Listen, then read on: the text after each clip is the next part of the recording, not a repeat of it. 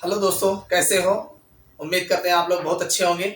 चलिए भाई, chemistry class start करते हैं। देखिए, ये यूपी बोर्ड एग्जाम्स की बेस्ट केमिस्ट्री क्लास है, जिसमें आप अपनी तैयारी जो है बोर्ड एग्जाम्स की कर सकते हैं। जैसे अन्य अदर बोर्ड एग्जाम्स तैयारी कर रहे हो तब भी आप इस टॉपिक से कर सकते हैं। हमारा जो लेसन है केमिकल काइनेटिक्स, रासायनिक बलगतकी।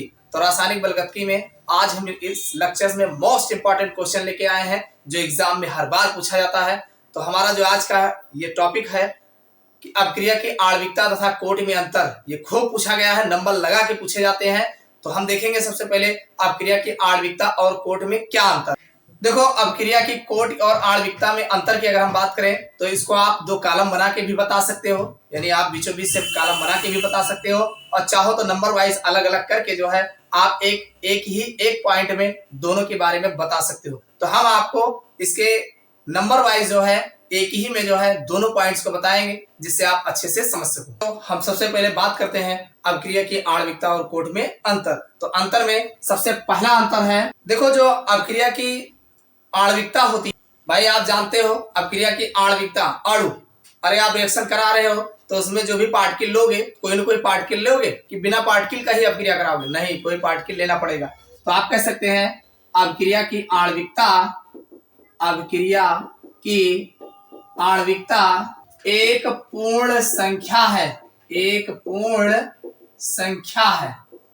यानी अपक्रिया की आणविकता जो होती है एक पूर्ण संख्या होती है, कंप्लीट संख्या होती है। अरे लोगे चाहे एक ही पार्टिकल लोगे तो लेना तो होगा ही होगा, बगैर लिए तो आप अपक्रिया कराओगे नहीं। तो आणविकता क्या है भाई? जो अणुओं की संख्या होती है वही आणविकता होती है।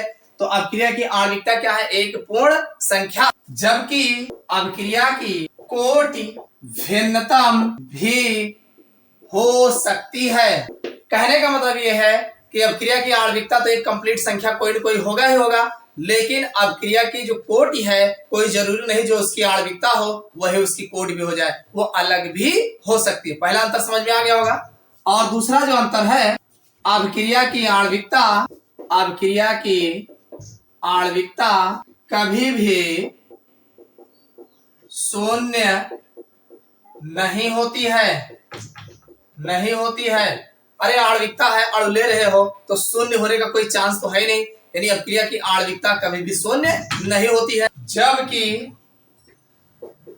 कोट शून्य भी हो सकती है, हो सकती है।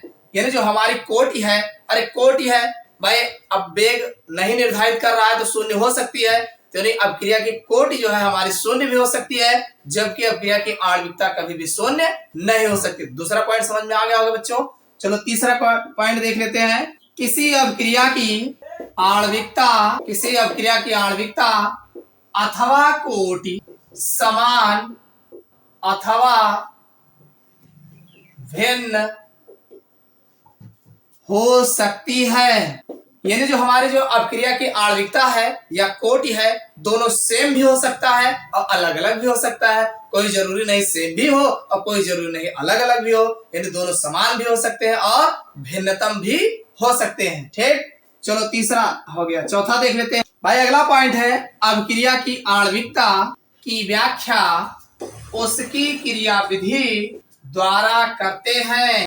यानी जो अपक्रिया की आणविकता होती है कि वो हम क्या उसकी व्याख्या कैसे करते हैं? उसको लिख करके उसकी क्रिया विधि द्वारा करते हैं। जबकि अपक्रिया की कोटि प्रयोग द्वारा निकाली जाती है। देखो, अपक्रिया की आणविकता जो है उसकी मैकेनिज्म, जो क्रिया विधि है उसको देख के बता सकते हैं, लेकिन अपक्रिया की कोट की अगर हम बात करें तो ऐसे नहीं बता पाएंगे। वो जब तक एक्सपेरिमेंट या प्रयोग नहीं किया जाएगा तब तक हम इसके बारे में नहीं बता पाएंगे। यानी अपक्रिया की कोटि जो होती है वो प्रयोगों द्वारा निकाली जाती है। तो एक अंतर ये भी है। एक और देख लो, 4-5 कम से कम 5 पॉइंट तो बताने। वह अपक्रिया जो केवल एक ही दिशा में पूर्ण हो जाती है, प्राथमिक अपक्रिया कहलाती है। भाई कोई अपक्रिया है जो केवल एक ही दिशा में पूर्ण हो जा रही है तो प्राथमिक अपक्रिया कहलाती है। तो अब ये प्राथमिक अपक्रिया की बात कहाँ आई? तो किसी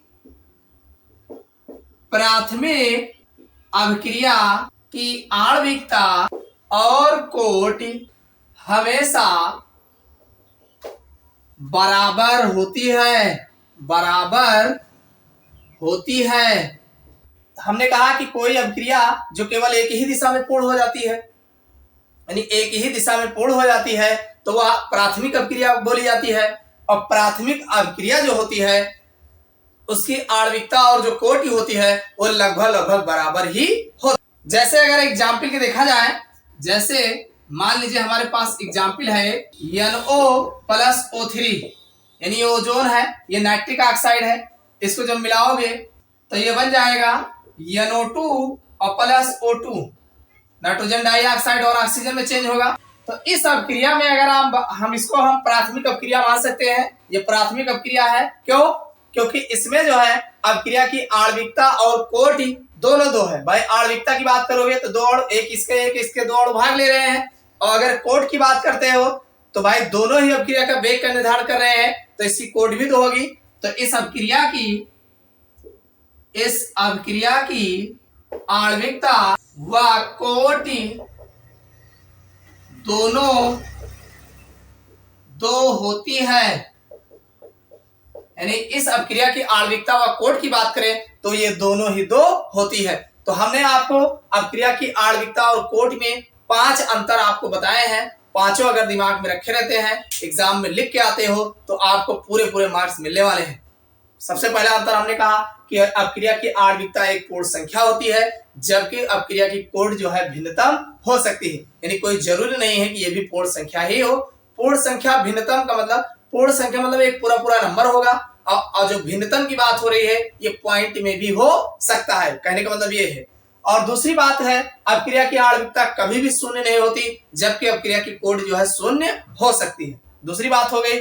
और तीसरी बात है, अभिक्रिया की आणविकता अथवा कोटि समान अथवा भिन्न भिन्न हो सकती है, यानी दोनों समान भी हो सकता है और भिन्न भिन्न भी हो सकता है। और अगला पॉइंट है, अभिक्रिया की आणविकता की व्याख्या उसकी क्रिया विधि द्वारा करते हैं, जबकि अभिक्रिया की कोट जो है प्रयोगों द्वारा निकाली जाती है। यानी अभिक्रिया की कोट हम एक्सपेरिमेंट द्वारा ज्ञात करते हैं, जबकि अभिक्रिया की आणविकता जो है हम रिएक्शन को देख करके बता सकते हैं। समझ में आ गया होगा। अगला है वह अभिक्रिया जो केवल एक ही दिशा में संपूर्ण हो जाती है, यानी एक ही दिशा में संपन्न हो जाती है, तो वह प्राथमिक अभिक्रिया कहलाती है। और जो प्राथमिक अभिक्रिया होती है उनकी अभिक्रिया की आणविकता और कोटि दोनों समान होती है। जैसे हमारे पास NO+O3 है, गिव्स आउट NO2+O2 बनता है। तो इस अभिक्रिया की आणविकता व कोट की हम बात करें तो दोनों बराबर होते हैं। तो ये है अभिक्रिया की आणविकता तथा कोट में अंतर। मोस्ट इंपॉर्टेंट इस लेसन का मोस्ट इंपॉर्टेंट क्वेश्चन है, इसको आप अवश्य करिएगा।